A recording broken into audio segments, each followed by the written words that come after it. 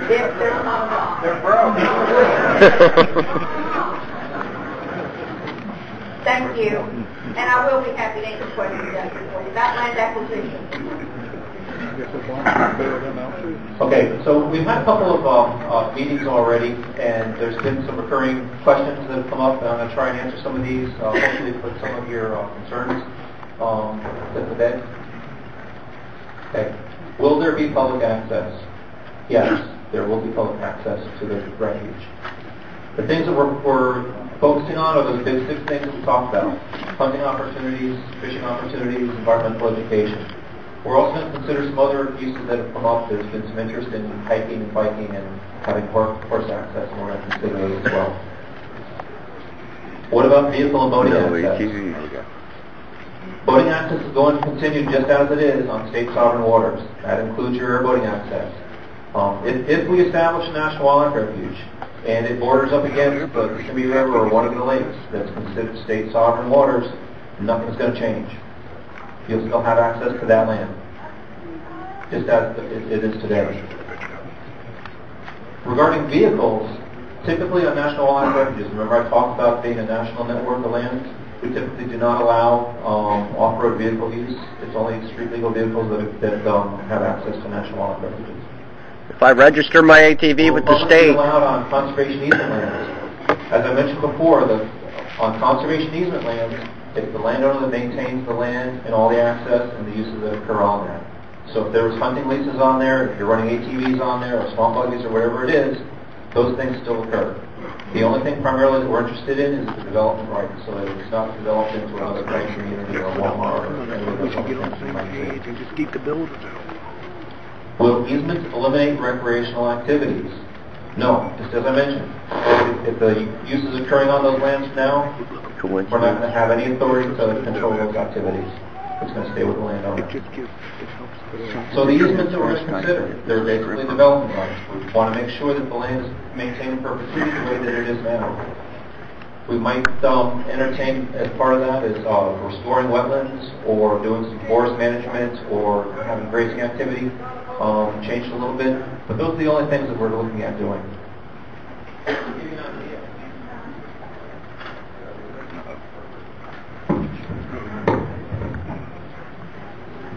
Thank you. Okay, so some of the activities that occur on conservation easements, are we going to have an interest in controlling development or restoring wetlands or grazing and timber? Yes. There might be some restrictions on there, but that's the agreement that we have between the landowner and the Fish and Wildlife Service. If it's not agreeable, if there's not a willing seller, then we don't pursue the conservation easement. Same thing with fee title acquisition. If there's no interested party, if there's not a willing seller, we don't pursue it. All those other things, hunting, fishing, public access, airboat access, on conservation easements, we have no interest whatsoever in dealing with any of those. Refuge lands are a little bit different. Refuges, we own the land in fee title, so we control all of the access on that land. So for most of those things, are we going to have the authority to control those things? Yes, we will. Are they going to be appropriate to allow? In most cases, yes. The places where it stands out that we probably won't allow, in most instances, are off-road vehicles. Horses, typically on national wildlife refuges throughout the country, we don't allow horses on refuges. But because ranching is such a large part of what we're trying to do here and protect and maintain, that is something that we're looking at and to consider allowing on refuges here. As far as airboats, are we going to have the authority to control airboat access on sovereign waters? No, that's state waters, that stays with the state. We'll have no control over that. Will federal ownership affect adjoining landowners? No, we'll have no authority over existing landowners, adjoining landowners. We have many instances on all of our national wildlife refuges where we have lands that are owned within the national wildlife refuges, and those lands are fully protected. We have nothing to do with them. Will the service acquire land through eminent domain? No. We are going to take, the service is going to take no adverse action to take land from landowners. We are looking at, when we come back, we will be back again once we develop a full proposal And you will see language in there that will specifically articulate the fact that we are not going to use adverse actions to take lands. Eminent domain will not be part of this program. Will this project take over management of other agency lands? No, that's not part of this program. If South Florida's got rules and regulations on their land and things that they allow, that's going to stay with the land. Same thing with the state, forest, all that, it stays with them. Will the service allow hunting access? Yes. This came up at the last meeting. I've had conversations with the state of Florida, and there's many options and opportunities for us to work cooperatively with various aspects of hunting programs, and we are looking at having opportunities for hunting for all game species. Will the service allow airboat access? We talked about this already. Yes, on state sovereign waters, airboats are going to be allowed as they are now. So, in summary, this is a proposal. That's all it is at this point. We're here to listen to you and collect your comments and concerns and interests. As I mentioned just a little while ago, this is all leading to a plan that we're going to develop, and sometime in early summer, we'll be back around again with some specifics on the maps as far as the exact landscape that we're looking at establishing as a national wildlife. I think that's it.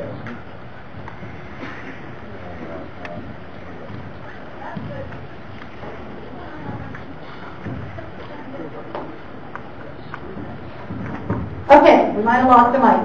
So, I was about to give Charlie a 2-minute warning, so luckily he wrapped it up quickly. So we're going to start with a card.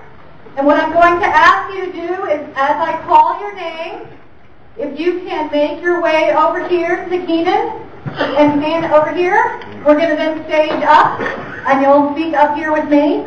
And at the end, when it's time for us to leave, to clear out for the next bunch of folks, we're going to exit through those doors. Ooh, that was good. Everybody turn. We'll move that table so everyone can go out those doors. We'll go out that way and then let the other people come on in. So with that, I'm going to start calling the first group of names. And like I said last time, if you hear your name and you don't wish to speak, just don't get up. Half the people maybe ought to be sitting out there. Troy McIntyre. Oh my God, Troy's work. Kevin Moran. Steve Devine. Yes, I'm here. We're going to have time for audience questions as well. Speaker card. So, if you have a question afterwards and if your question does not get asked, if you ask when you go outside, you can ask somebody there. Because unfortunately tonight we're not going to have an open period at the end because we have kind of 2 rounds. So if you want to quickly fill out a speaker card, I can slip it in. Okay, so I called Steve Devine. Did we? Okay, thanks. Joyce Bussell. Claude LeMay. All right, let's go ahead and have the first speaker.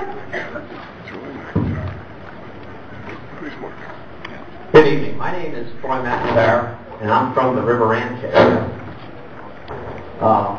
One thing I want to let everybody know is that the Fish and Wildlife Service is here doing their job. And I know a lot of us are emotional about these subjects. I know I am. But it's not going to be of any value to any of us if we just make a tax on them. I was at Sebring and that's how it went. Doesn't help anybody. It's just them doing their job. Whether you agree with their job or not, that's the way it is. But it's our tax one of the money. things I find in this project is that the timing is very suspicious. I know that the project came up in August of 2010. It was tabled in October. They want to get it done and start acquiring land by certainly this time next year, right in time for the election season next year. It's my opinion that they're doing this project at the presidential level in order to secure votes for South Florida. That's what I really think this whole thing is about. And I don't believe that we're going to have any help from any congressman or anybody else. I don't think there's any help available. Who would go against a refuge? Nobody. It's pure apple pie and stars and stripes. Nobody's going to help us at all. So don't want to participate, don't sell your land. That's the only option that you have. Don't sell it.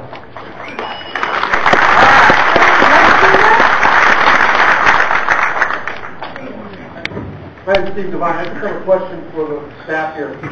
The original map that you put on the internet, the neighborhood that I live in just north and west of Fort Drum was in the study area. The new maps you've got here tonight were out of it. Is there an explanation for why that occurred? What steps did we take if we wanted to be back in it? Okay, that's a good question, and we received criticism for this fact. The initial planning documents that were posted on the website, those were a conceptual document. It was basically a broad marker that was placed on the map to give the folks in Washington an idea of what we were talking about. Since that time, we have listened to the public, we have looked scientifically, and we have redrawn the boundaries. The boundaries that you see on these maps here currently, they're drawn specifically to the boundary of the watershed of the Everglades. There's still room for movement one way or the other. Ultimately, when we come back in June with a developed plan, that line will actually go away because this is only a study area. It's an area that we're looking at. So if there is an interest by somebody and you fall close to that line or within that line, let us know and we'll take that into consideration. Just as we're taking into consideration the folks that don't want to be included as well. Okay, I'm going to stage up a couple more speakers while the next speaker's coming up. Elise LeMay, Jim Rosasco, please, I'm sorry if I butcher your name. My name is very hard to spell. Okay, next speaker. Yeah, my name is Dan Bussell. I represent River Acres Airport, and that's in the area. Two questions really. One is, you listed several sources of revenue that you have. Is the revenue there for the budget for this project currently, or is this something you're going to anticipate you're going to have to raise money for, you're going to have to find money for? That's one question. Second question is, generally, wildlife refuges have a 2,000-foot don't fly below area around them, shown on dotted line on the second chart. If you have the acquisition of the 50,000 acres, will this be a wildlife refuge with a flight restriction over? Two good questions. Land acquisition funding. We cannot request from Congress any land acquisition funding unless there is an approved National Wildlife Refuge boundary. So until it's approved, we can't apply for funding, and it's usually 2 years prior to receiving the funding when the request goes in. The other question that you had was flight restrictions. I believe that if there's a flight restriction on existing National Wildlife Refuge, it would probably come along with the new National Wildlife Refuge. It would not come along with the conservation easement. Okay, next speaker. I'm Paul LeMay. I'm a River Ranch property owner. I'd like you people to pay attention to who comes up here tonight and speak positively about purchasing the property. It'll be mostly government people. It secures their job. Two, your local businesses will suffer from them purchasing your property. As a River Ranch person who goes up to River Ranch and owns property, I spend about $300 every time I go there, twice a month. Each landowner probably spends about the same amount of money.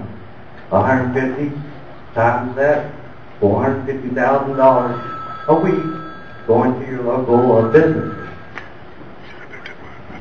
Thank you very much. I'm going to put a couple more speakers. Dennis Anderson, Ruby Barofsky,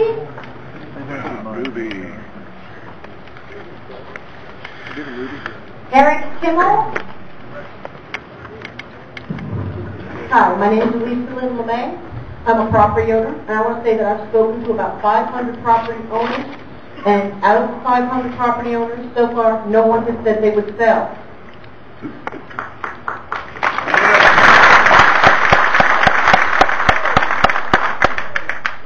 that there's no chance of the land being developed for your shopping centers, your mini malls, or anything like that, or any other commercial property.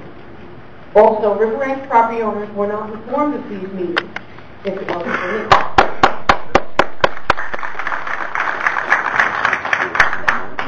I want to know why we weren't informed, any of Polk County, and why there was no meeting in Polk County.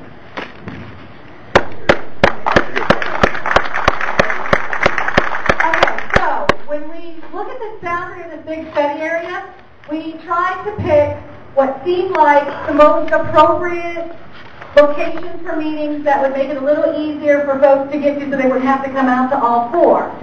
So we picked sort of something to the north, something to the south, something to the east, something to the west. You know, maybe it was fault on ours that we didn't pick another location. It's just the way we chose the meetings, and we tried to, notify people. We have a mailing list at this point of well over 1,000 people. It's been covered in the paper, so we've really tried to notify people, and obviously a lot of people heard because we've had a lot of people come out. But if we missed us, we really apologize, and that's why we extended the comment period for 2 months to try and allow folks to get information and to provide us with comments so we can include that in our process. So the first meeting in Kissimmee, and Kissimmee wasn't even in the target. My name is Jim Masco. I'm with the Brevard County Airboat Club and also the Indian River County Airboat Club. Your proposal says this thing starts out at $700 million, but in your comments you've already suggested, well, it might be as much as $1 billion rather. In fact, you have no idea how much you plan to spend.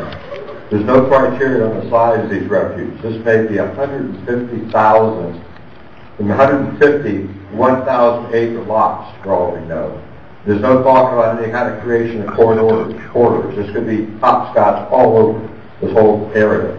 No one benefits from this except the ranchers getting to keep their land and getting paid for it at the same time. This should be dead on arrival. I have some specific questions about that payment in lieu of taxes that got such a chuckle out of this audience. Who's responsible for that payment? Is this an obligation, a promise, a contract? What happens if we don't make the payments?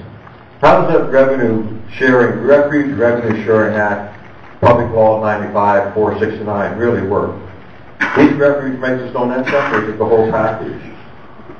There's not enough revenue generated for the Revenue Income Act to pay all these obligations. How much is actually paid? What's the pro rata? You said a pro rata share. Just what is that pro rata share? Thank you. Let me get Betty to try and answer the Refuge Revenue Sharing comment.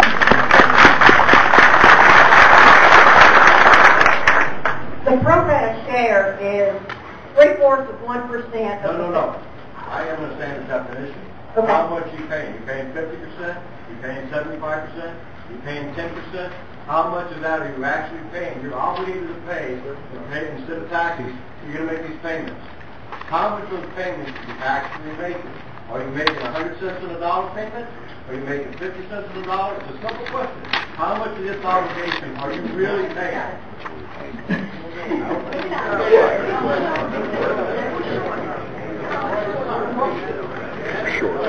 Well, we're not going to be short. I mean, Congress is going to make up the difference. Not well worded. Oh. Let me make sure my wallet's still here. Families go hungry, but we'll buy 500,000 acres of farms. Since 1995, how much of the shortfall has Congress actually appropriated? That's the question. There you go. Our answer was I'm not sure.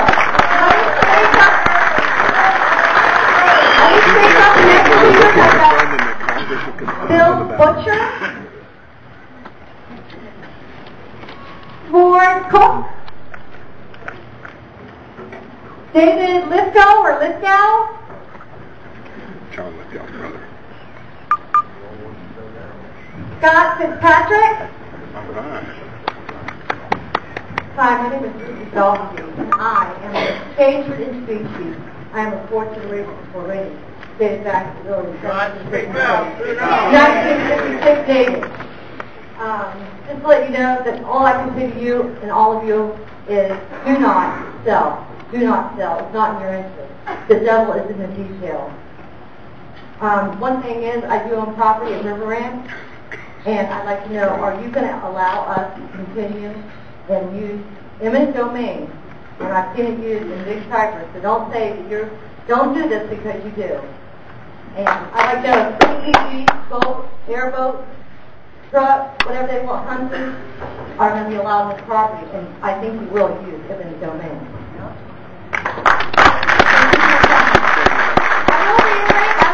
The services policy is to work with willing sellers. Next speaker, please. That's it? Good evening. My name is Eric Kellel from Miami, speaking on behalf of my children, family, and friends. I'm not here to attack anyone personally, as I have worked with U.S. Fish on other projects. I'm sure all you U.S. Fish guys are nice people. I do oppose what you have presented here on behalf of the federal government, U.S. Fish and Wildlife Service tonight. And any refuge substitute alternative in an LPP, such as a coordination area, that it increase 100% state and FWC jurisdiction, rather than just the nearly full jurisdiction your policy calls for in such cooperative agreements. I oppose both actions because the service conscientiously chose this administrative process to avoid the U.S. Congress deliberating on this project to spend our tax dollars. The refuges are all mandated to protect wilderness characteristics, which the service and the partners will use to inhibit road maintenance, enhancement, construction, and traditional cultural activities at every opportunity, due to cantors being one of the purposes of this refuge. The service's proposal unavoidably promises wilderness review and recommendations. It's the rule. Southwest Florida panther calls will expand to other unsuspecting citizens wherever this similar footprints land. Thank you for this opportunity, even though there's not enough detailed information to comment in greater detail. And I believe this comment period needs to be extended, and this project adversely impacts all South Florida. So we should have some meetings down south, because we have dealt with the U.S. Department of Interior many, many times, and it's a problem.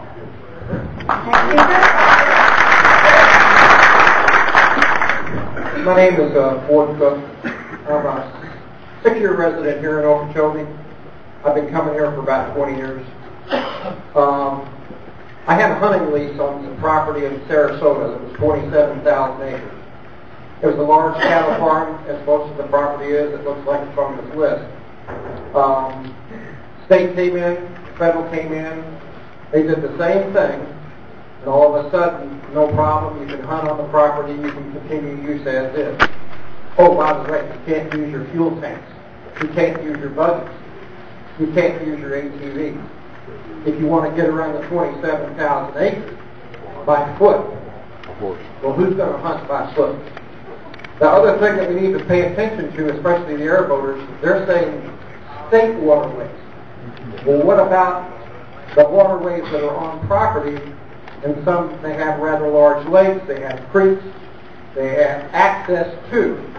Well, if those farmers give up some of the rights, are they going to be able to let these water boats and airboats and ATVs get access to those areas without having problems not being on state waterways? And the other thing, too, is I also own property now at Suburban Estates, which is in Hollywood. There's areas in there that are 200-acre cattle sections off. We all have hunting camps. We all have areas that we like to ride.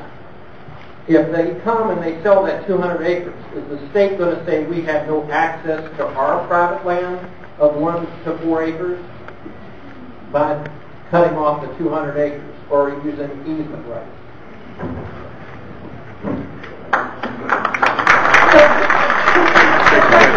If you have land, you own land, and you access it through another piece of property, then it's us.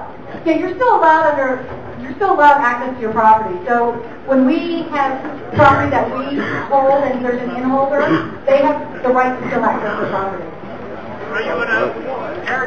I'm going to stage up a few more speakers. Amy Burney, David Houghton,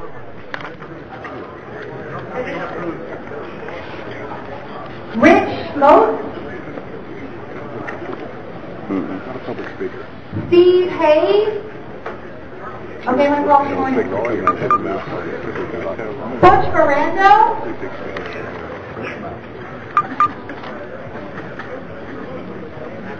Larry Jones?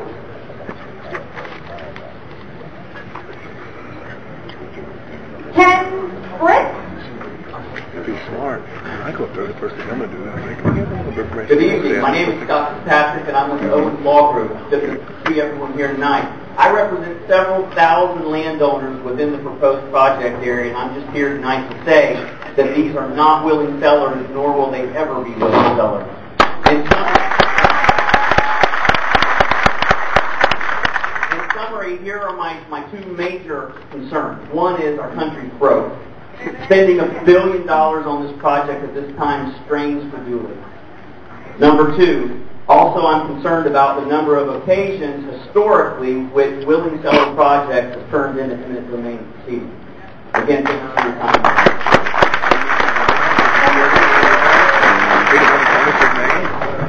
I'm David Lesko. I hold a commission seat with South Florida Water Management District on the Water Resources Advisory Commission, and chair the recreational issues workshop for all the land that is managed by South Florida Water Management District, and we set public access and use policies for those lands. I'm just going to make 3 comments. I'm going to submit written comments, and I encourage everybody to do that. I'm just going to say, please submit written comments so that it's included in the record. One thing is, I think this whole process is moving too fast. There's no way that a final plan can be in place by September. Thank you. And they need to slow down. There's no reason for it to move at this pace because there's no funding available for the fee simple acquisitions, and the funding that's available for the conservation easements can go on whether there's a refuge there or not. It's WRP, it's NLCS. We don't need to push this forward at this rate. My second point is that sportsmen have to be on board with this. Sportsmen created the National Wildlife Refuge System. Sportsmen fund the National Wildlife Refuge System, and there will not be a National Wildlife Refuge in Florida, a new one, without sportsmen support.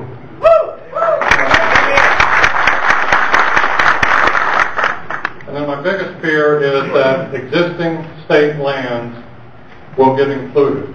Whether they want to be included, whether, the stated purpose now is that no existing state lands will be included. Free Lakes, Kissimmee River, all that will stay under state control. And I firmly believe that all these people, that's their commitment. But we know what happens between government agencies. And if the state government is short on funds to manage, I fear that land will get surplus to the federal government. And we don't want that to happen. So those comments need to go to the state, that you won't accept that.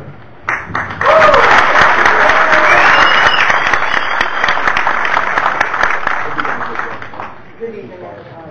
Good evening.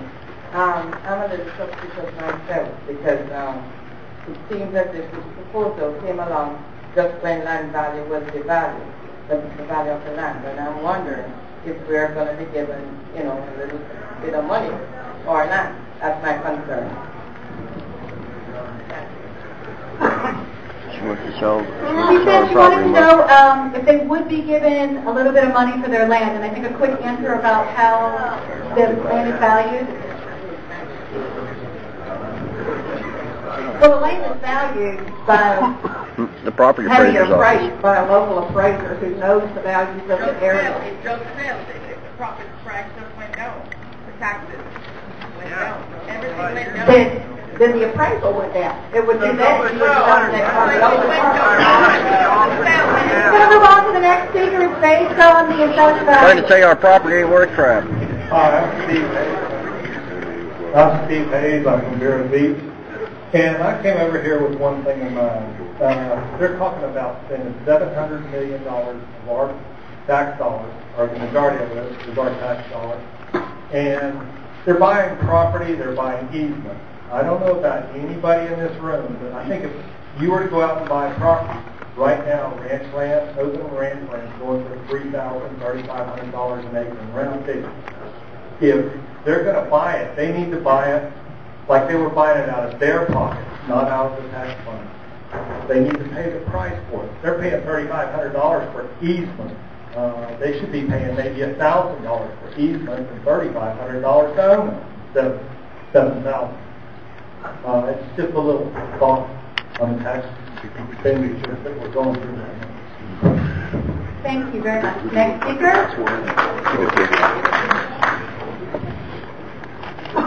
My name's Larry Jones. I've been in Okeechobee about 25 years. I come from down south. When I say down south, Lake Park, Riviera Beach area and all that. But I remember years ago when the refuge was going to be done, and I was just a young man listening to these same kind of speeches and everything like this, about the Arthur Marshall National Park down there, and the sawgrass, where we used to take half tracks and airboats and run down there and deer hunt and everything else. You can't get in down there anymore. They tell you that you can go down there and hunt if you want to walk in. That's it. You can't send a special forces man down there and have him go down and drag a 100-pound deer back out. You just can't do it. You talk about doing it here. Well, I'm here representing my grandkids, and my God, I want them to have a place to hunt.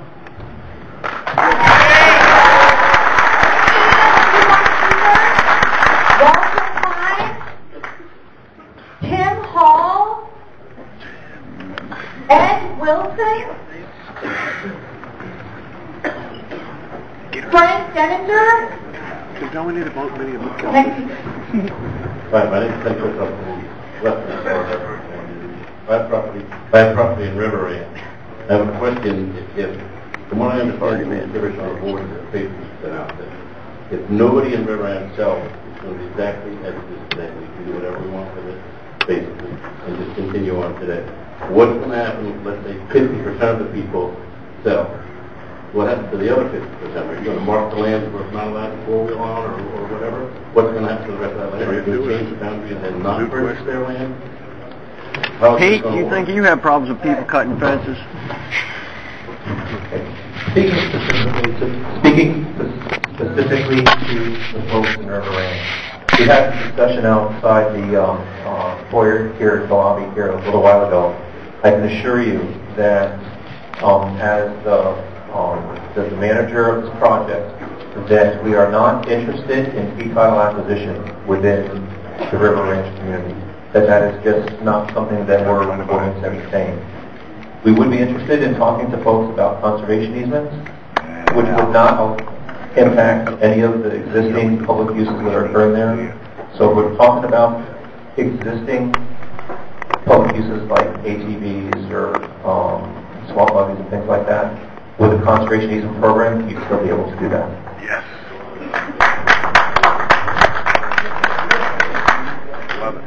Didn't purchase our land per se, is in the right that we will build on. So we can do whatever we want, basically, wherever we want with it now. Continue the same way it is today, so that as if my grandchildren. Okay, thanks. Next speaker. Hi, my name is Butch Brando. I'm Tea Party Solutions in Ocala, Florida. Do you honestly believe that the federal government is going to do what they say they're going to do? The U.S. Department of Interior. These are the guys that are responsible for Indian Affairs. How does that work? Still part of the Wildlands Project. They say they're not going to touch your property, but that's just until the president decides he's going to take a chunk of it and write it off in an executive order, and then it's gone. No farming, no machinery, no people. The environmentalists view you all as pollutants. They don't want you on the property. And if you think that the federal government is going to be a better tenant of your property than you are, you're smoking something. This is phase 1 of 4 phases. How much land are they going to take? Well, since I'm being reminded of the time, I'll just leave this little thought for you. The first tenet of the Communist Manifesto the abolition of property in land and application of all rents of land to public purposes. Either you have the right to own property or you are property.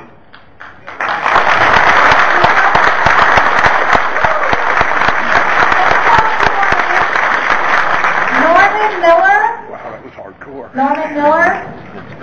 It wasn't this figure. You want the time up thing? It's moving right along. Okay, Bertie Burkesh? Well, it looks like B-E-R-T-E-S-C-H. Got it. Martha Musto? She's got it. I'll put you down to Martha. My name's Ed Wilson. I'd like to remind all of you here that the federal government currently is over $14 trillion in debt. We all pay over $4 billion a day just to pay the interest on that debt. Why on earth is the federal government trying to buy more land when they should be selling land and paying off the debt?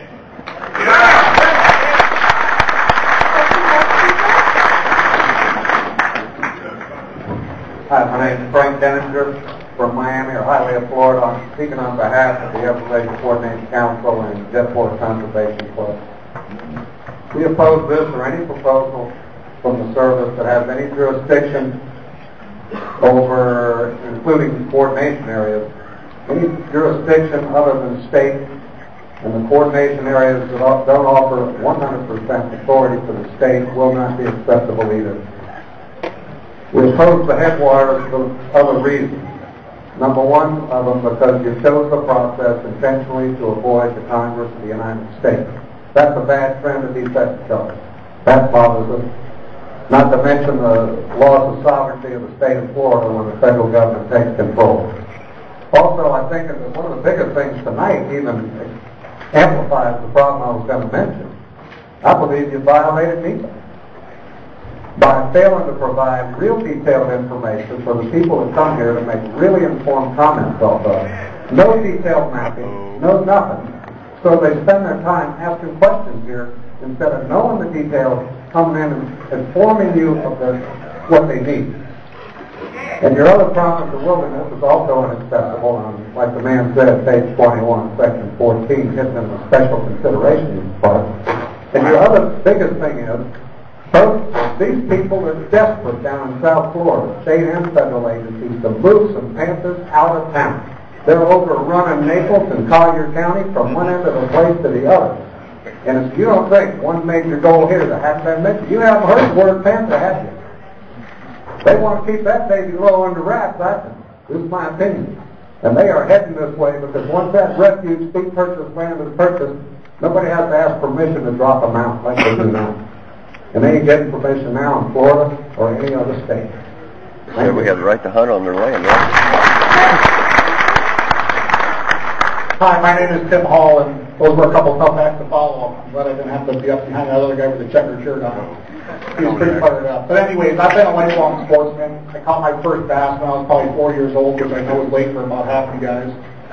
But you're either doing something really wrong or really right to get this many people out in these areas. I got off work early. I did not write a speech for this, so I do apologize. But you know, we drove a long way, some of us, just voice our opinion, and I'm against this proposal. I agree with the financing. I agree with the Panther comment. I live 50, 60 miles away from here, and I see Panther tracks all the time. So they're definitely around. The Audubon Society said there was 250 nesting pairs of bald eagles in the Kissimmee River Valley in 1961. Now there's over 650 nesting pairs of bald eagles, which really says we're doing something right, I think. So thank you.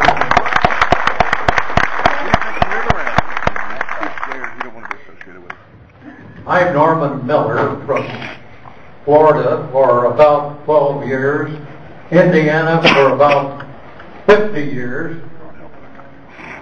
What I see here tonight is tremendous that you're all interested in it. I wish we could get this type of participation in Indiana.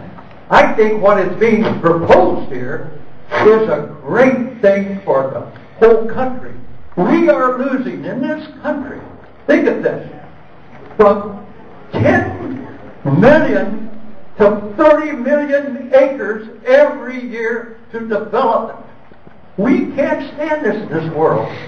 We've got to save our country. And I think you people are interested in saving the United States. Not just Florida, but the whole country. This is occurring all over the country.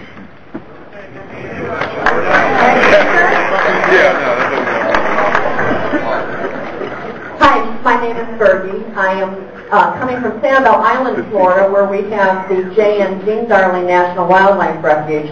And when they talked about the history of the refuge with Theodore Roosevelt, J.N. Ding Darling was a gentleman who worked alongside with him because he was an avid hunter. He was an avid sportsman, and he saw these piles and piles of birds that were being killed for their plumage, for hats and that sort of thing, and saw that if there weren't controls, if there weren't dedicated lands to protect the wildfowl and the wildlife in general, it would go and they would be gone, and then no hunters would be able to do the things that he loved to do. So that's why he got involved and made this system work.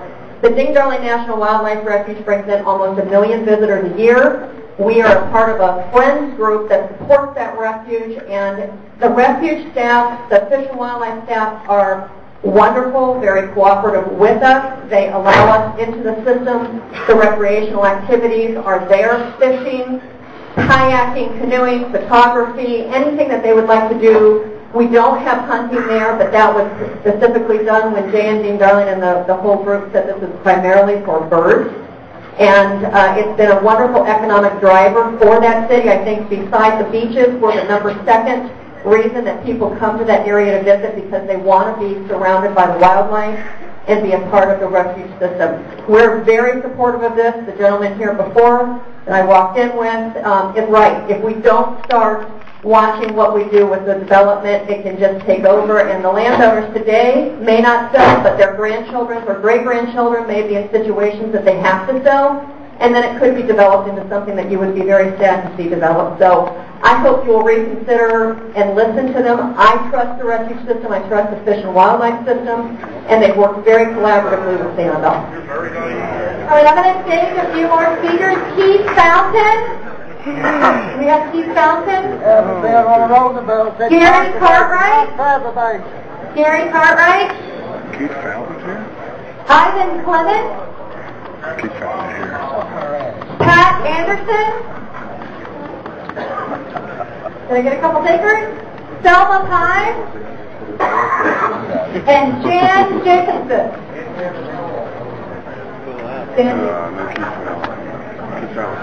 Next speaker. For the record, my name is Martha Musgrove, and I'm here as the director of the Florida Wildlife Federation. The Florida Wildlife Federation strongly supports the establishment of the Everglades Headwaters National Wildlife Refuge. We see this as a way of increasing the access to public access to hunt, to fish, and also as an opportunity to improve water conditions and storage of water in the Kissimmee Valley area. And just as Ding Darling has been an economic driver and was for many years in this county, we think that this will be an economic driver for this area, augmenting, not supplanting agriculture. We think that's a very important consideration. And we would like the Fish and Wildlife Service to, one, make it very clear and build into your planning and make it very, very clear that recreational access is part of your planning, outreach, and operational program for this refuge. We believe that access includes hunting, fishing, airboating, and hiking and similar activities. All right, two more points. One, it is our understanding that it is a combination of land purchases and conservation flowage easements, and we think that that is a good way to proceed because it establishes a public and private partnership, and that the private owners will be involved in what kinds of activities take place. And then finally, in reviewing the map of the land, we respectfully request that you remove the River Ranch community from this map, that it has caused enormous disruption If people are fearful, we don't think it's necessary.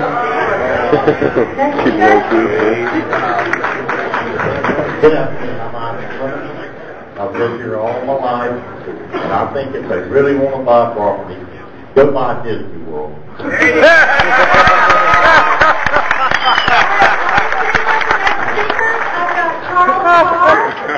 Charles Carr, Art Mario, Charles Lee, Steve, maybe Nutter, N-U-D-R-T-T-E-R. Anything close to that? I trust. Lemoyne and Bell.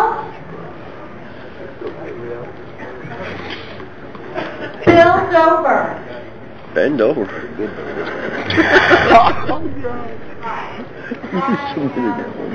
I am a fifth-generation Floridian.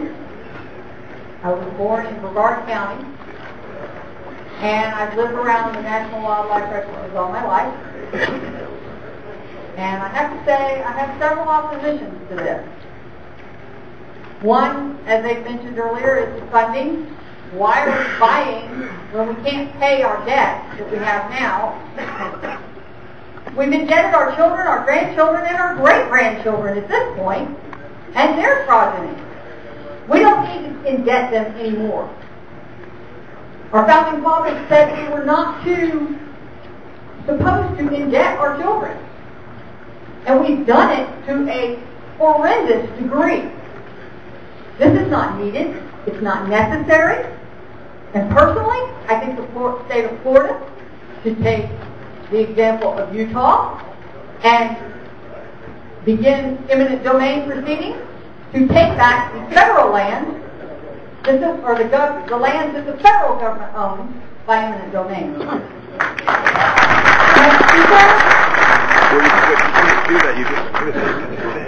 I'm Keith Fountain. I'm the Director of Land Acquisition for the Nature Conservancy in Florida. I'm also sitting here tonight as a lifelong Florida resident, someone who was raised in Polk County. A couple of things. First of all, the Conservancy strongly supports the efforts of the Fish and Wildlife Service here to create a new national wildlife refuge.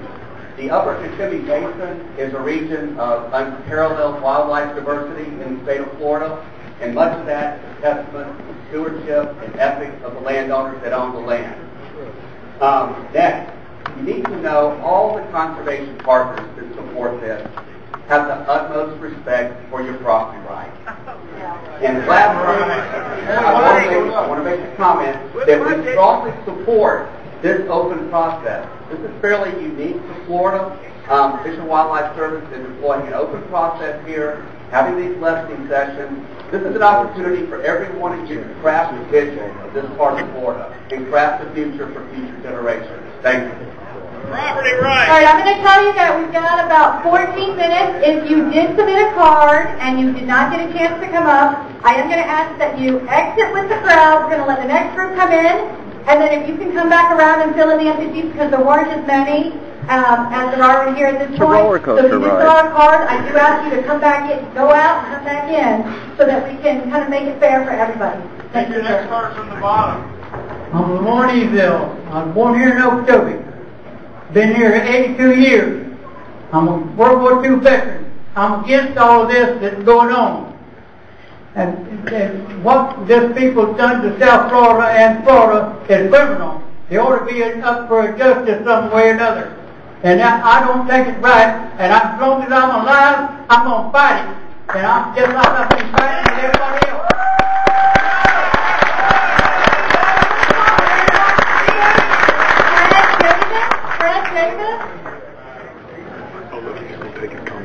Danny Evans.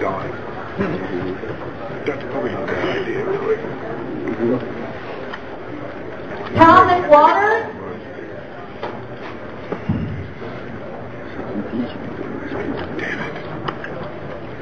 Todd Holman.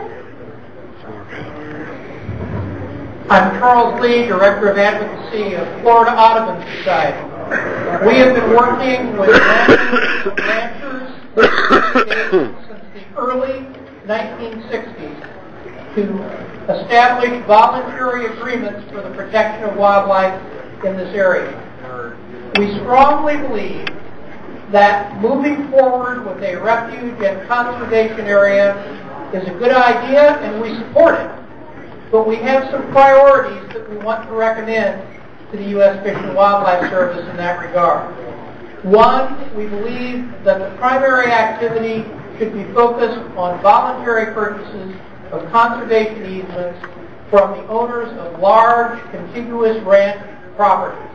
We think that to help support the ranchers, to help put some money in their pocket so they can continue ranching into future generations is a very important venture.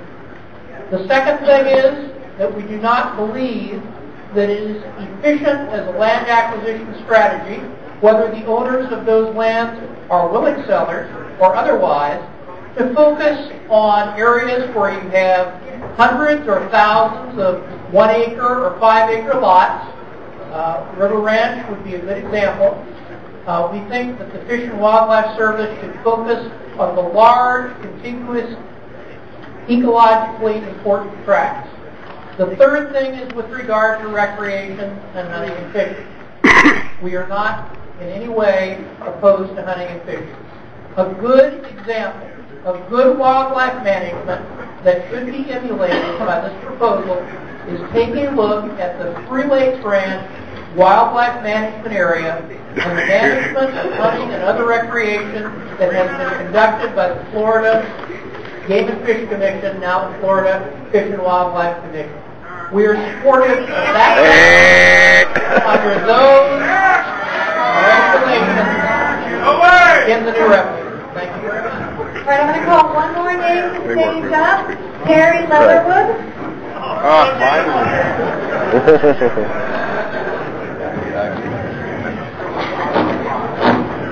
Hello, folks. My name is Danny Brantley, and I'm here representing the Mississippi River Valley Sportsman Association. This is the fourth time already that I've heard Charlie's presentation starting back in December at the South Florida Water Management. I went to Kissimmee, I went to Sebring, I'm here tonight, and I will be in Vero tomorrow night. Charlie, you want me to give your presentation tomorrow night for you? Because I got it memorized. Did Mr. Ash get it confirmed? Or false? Come on, girl. Guess they were supposed to get it confirmed Tuesday, according to what y'all said. By Dr.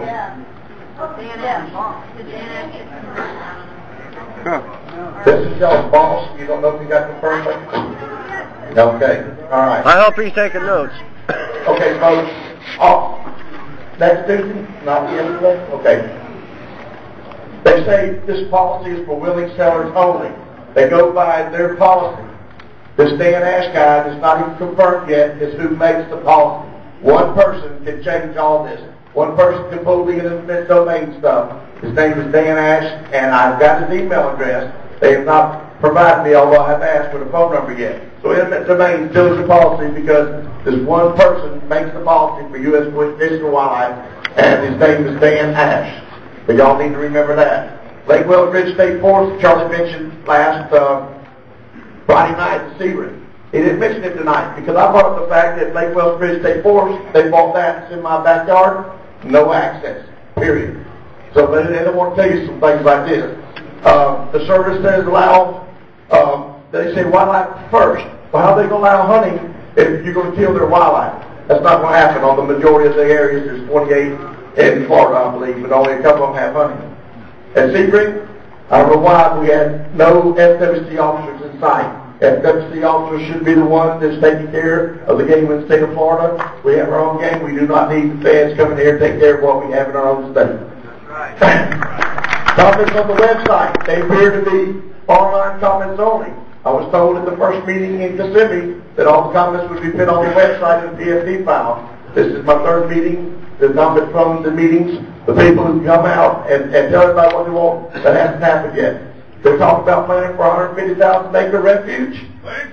Folks, they cannot even plan for a meeting this size, much less 150,000 acre refuge.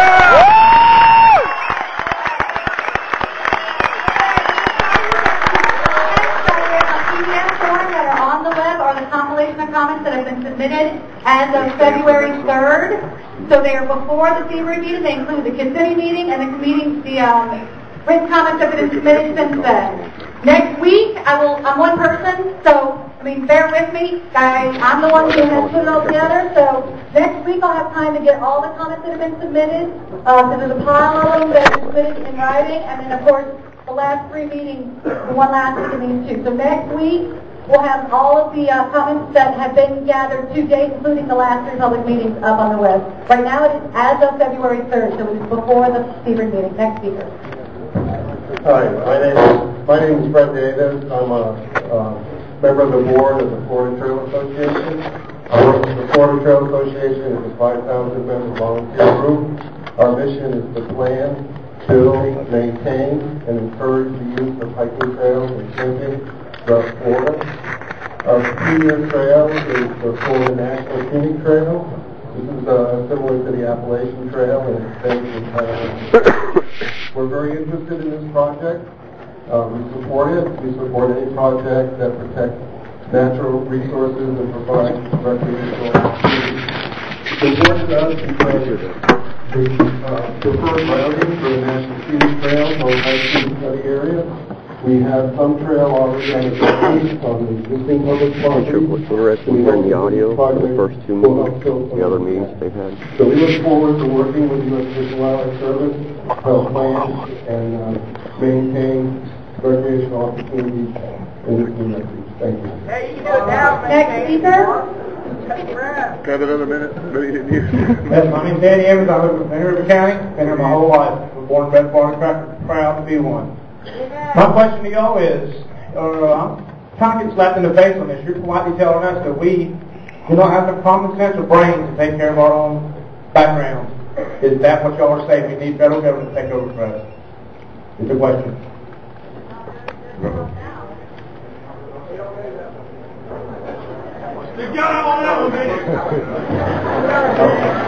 Are you speaking of the River Ranch community? Or just... No, we're just hoping to participate with you and Paul and take care of that.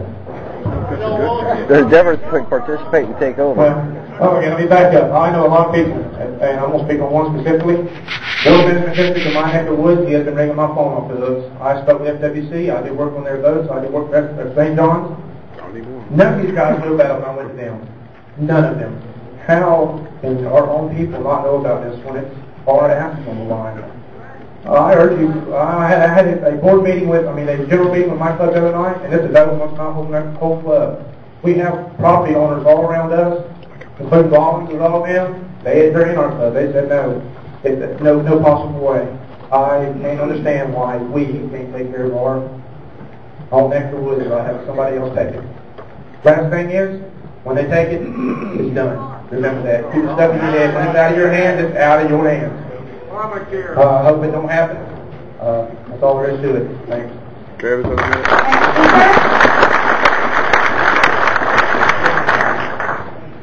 evening. I'm Chad Jacobs, and I'm director of the Everglades Institute. Came up here to make a few comments. This is going to be a project that says here to conserve and restore habitats for endangered species such as Florida panther and the Florida wood shark and things like that. The history indicates this cannot be done by government agencies and federally or state-owned land. Proof of this is that the panther isn't a panther, common cougar. The DNA evidence on this was published over a decade ago. There was solid biological evidence known far longer than that. It's not an endangered species, it's one of 30-some-odd thousand, same as they are all over the country. So claiming land that we're going to build our ancestors, our descendants, pardon me, we're going to build our children and our grandchildren preserving cat, which is a pest in much of the rest of the country. Now, regarding the wood shark, those of you who think that we have to have, quote, pristine water, ask yourself why at the Fort Pierce Toll Plaza there's a sewer pond in which wood shark and every other colonial wading bird in Florida is living. They're going to manage water. Beware. I live in the middle of the Everglades. Thanks to their mismanagement, they increase the water level, increase the hydro period, and wipe out the only species It was found only in the Everglades. The tree snail population will probably never recover. Beware of large centralized management. They're not evil people. They may be following socialism, but they are trying to do well, and they are similarly foolish mission. Jefferson.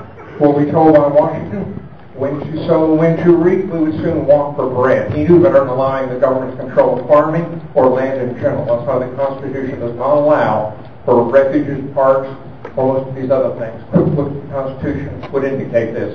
Thank you very much.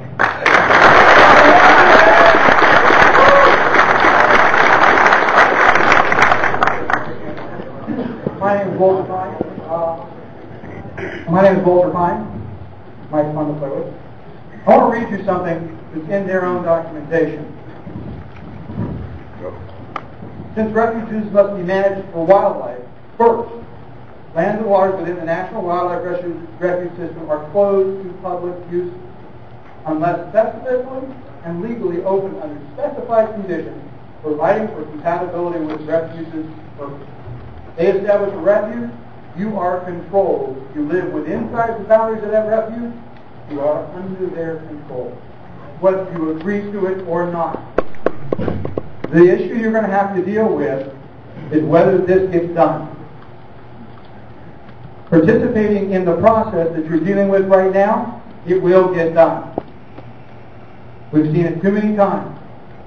You need to come together, you need to take legal action, and every possible action you can. Tomorrow, every wife here that doesn't work should be calling their legislators every 10 minutes. Don't let them be able to do a job until they stop this. Don't stop calling. Don't stop talking to them. Don't stop. But organize together, put together some money, and go after it. Do not sit here, because if you do and follow by their rules, you will lose. Comments will not win. You can only win in court or in the legislature. Now, turn to the person next to you. Most of you know each other. If you don't know the guy behind you, or the guy that's across the room, get together. You can defeat this. You will defeat it, but not by standing alone. We only win the same way we created this nation. That's when we stand together. Thank you. Okay, I'm going to remind you we're going to have the last speaker, and then we're all going to exit out this door here. And if you did submit a speaker card and I did not call your name, you are welcome to give us your comments. There's a computer out front where you can submit comments.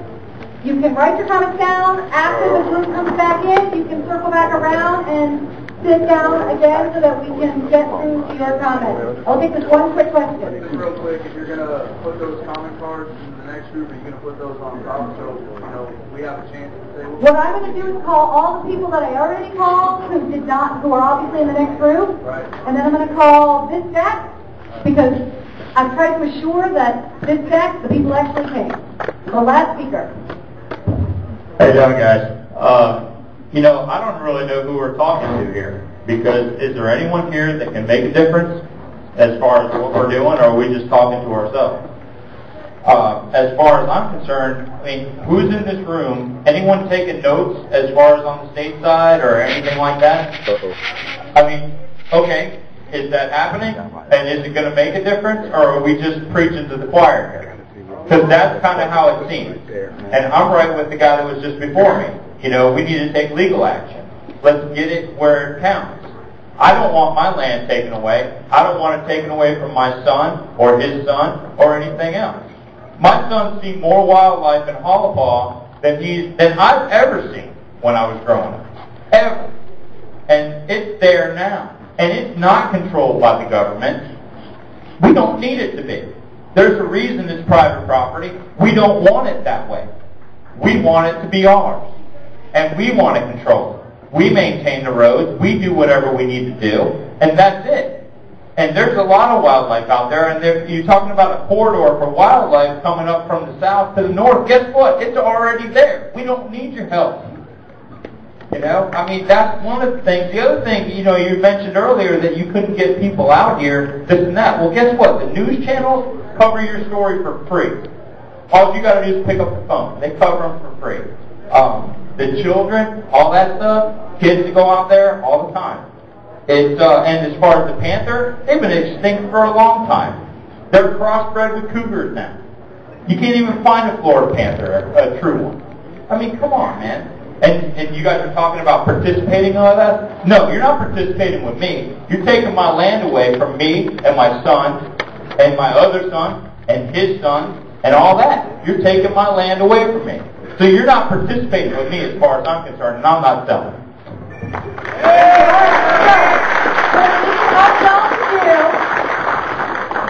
In some kind of orderly fashion, we're going to exit out this door. If you continue to comment, please come back around after the next room. We really appreciate your interest, and we're really glad you all came out to join us tonight.